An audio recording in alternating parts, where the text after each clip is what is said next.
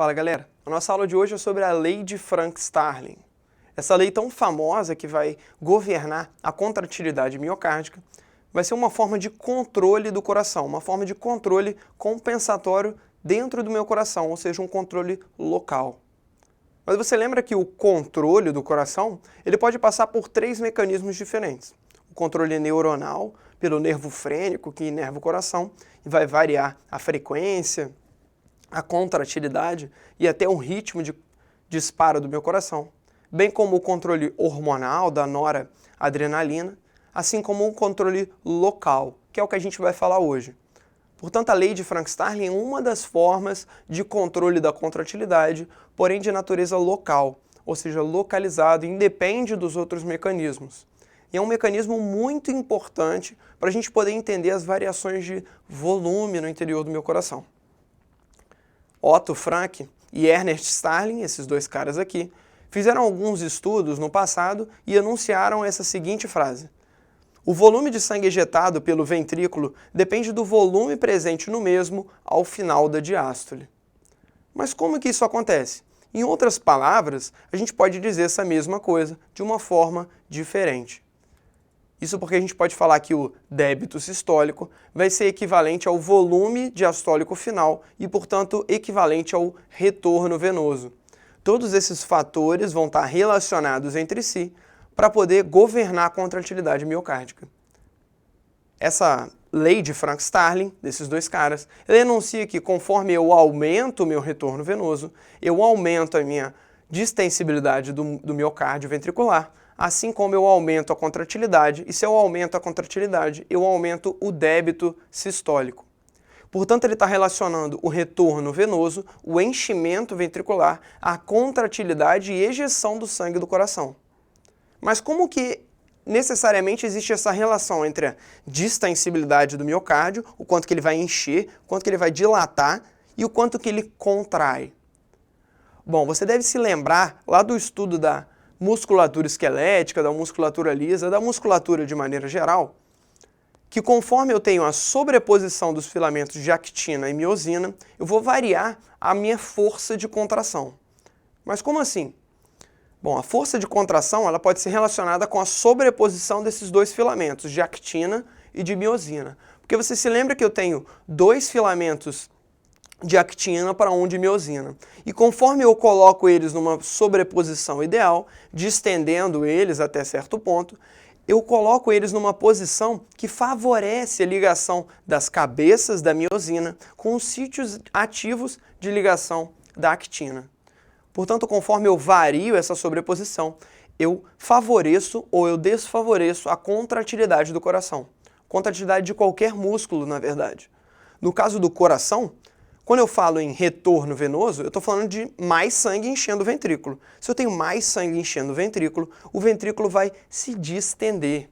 E a lei de Frank-Starling ela fala justamente isso, que conforme eu distendo o ventrículo, eu favoreço essa sobreposição e, consequentemente, eu favoreço a contratilidade. Portanto, quando a gente fala em tamanho de fibra, a gente pode relacionar com força de contração da fibra.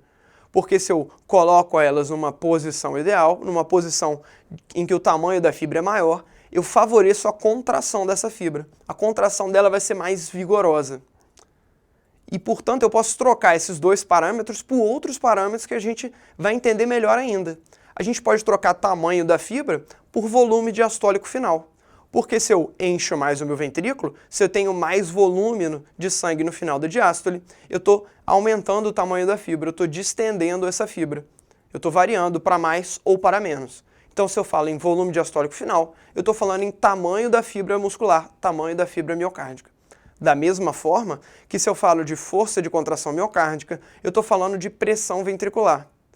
Porque se eu aumento a pressão ventricular, ou seja, a força que o ventrículo faz sobre o sangue, dividido pela área do ventrículo, eu estou falando de pressão. E qual pressão? A pressão no interior do ventrículo, a pressão ventricular.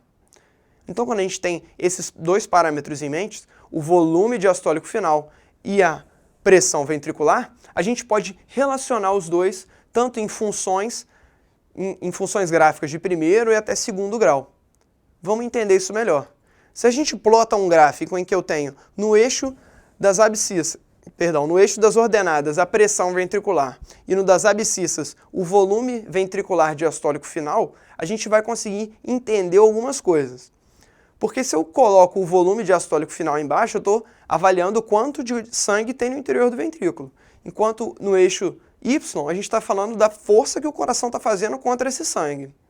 Agora vamos traçar uma linha representativa do período da diástole. Repara nessa linha em azul aqui. Olha comigo.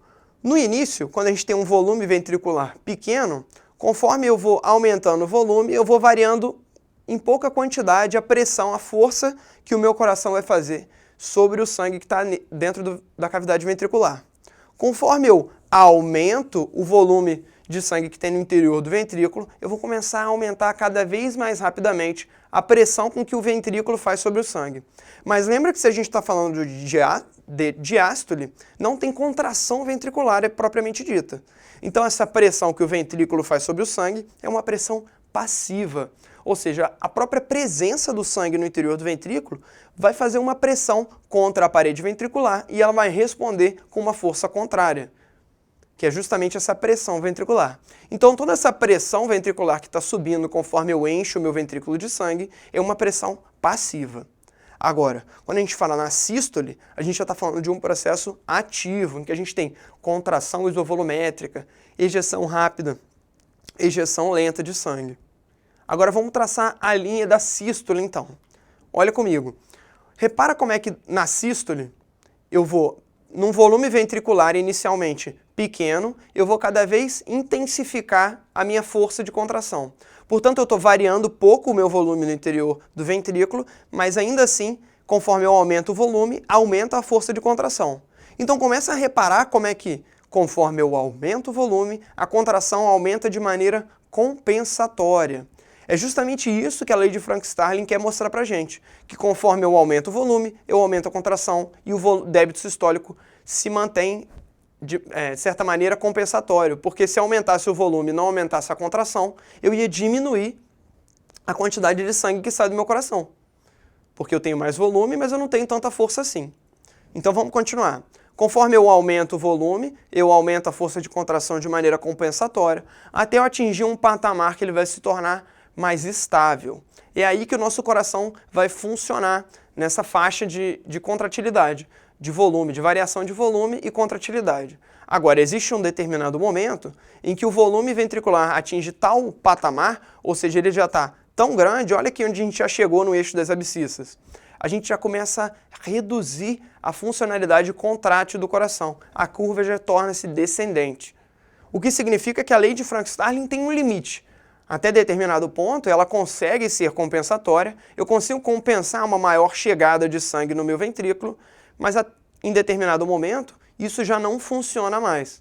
Por exemplo, se eu tenho hipertensão por causa de uma ingesta de sódio maior, ou seja, eu como alimentos ricos em sódio, eu estou aumentando a volemia. Se eu aumento a volemia, chega um ponto em que o volume diastólico final vai ser tão grande que o meu coração já não vai conseguir contrair de maneira adequada. E é aí que eu vou ter hipertrofia do coração, vou diminuir a fração de ejeção e vou ter todas as complexidades de um quadro de uma cardiomiopatia hipertensiva. Isso é só um exemplo para a gente entender como que a lei de Frank-Starling vai ser compensatória no início, mas depois ela já não vai ser mais tão eficaz assim. Vai precisar de outros mecanismos compensatórios. Portanto, a gente entende o que a gente falou agora antes, que o volume de sangue ejetado, ou seja, o volume de sangue que eu ejeto a partir de uma determinada força de contração, vai ser equivalente ao volume presente no mesmo ao final da diástole. Portanto, o que a gente falou da lei de Frank-Starling antes, a gente está entendendo de maneira mais prática agora. Simplificando ainda mais, a gente pode dizer que conforme eu aumento o volume de sangue, eu aumento a contratilidade miocárdica de maneira compensatória. Agora vamos observar esse gráfico aqui, em que eu tenho o volume ventricular diastólico final e o débito sistólico no eixo Y. Ou seja, conforme eu aumento o volume, o que acontece com a quantidade de sangue que sai do meu coração? Mais uma vez, a gente evidencia o que a gente viu da lei de Frank-Starling. Conforme eu aumento o volume ventricular diastólico final, ou seja, eu aumento o enchimento do ventrículo, eu aumento a quantidade de sangue que sai dele. Ou seja, se chega mais sangue, acaba saindo mais sangue do meu coração também. Lembrando que esse é o controle, ou seja, seria a situação normal. Agora, vamos supor que eu tomei um medicamento ionotrópico positivo. Ionotrópico significa força de contração. Se é um ionotrópico positivo, ele intensifica a força de contração.